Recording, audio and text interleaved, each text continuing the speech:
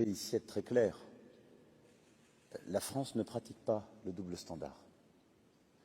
Le droit international s'applique à tout le monde. الفيديو تصريح خطير للرئيس الفرنسي ماكرون بعد انتهاء مباراة نيس ونانت التي اقتحمتها الجماهير الجزائرية دعما ليوسف عطال. شاهد ماذا قال. ولكن قبل أن نبدأ، إذا كنت تتفق معي بأن يوسف عطال رجل من رجال الجزائر فيرجى الضغط على الإعجاب للفيديو وعطي فمك بالصلاة على رسولنا الكريم. نقلت وكالة الأنباء الفرنسية أنه بعد انتهاء مباراة نيس مع نانت والتي انتهت بفوز نانت بهدف نظيف، حيث اقتحمت الجماهير الجزائرية أرضية الميدان بعد انتهاء المباراة ورفعت أعلام فلسطين، وأيضا رفعت صور يوسف عطال ويشعل النيران في أرضية الميدان بسبب سياسة نادي نيس العنصرية تجاه يوسف عطال.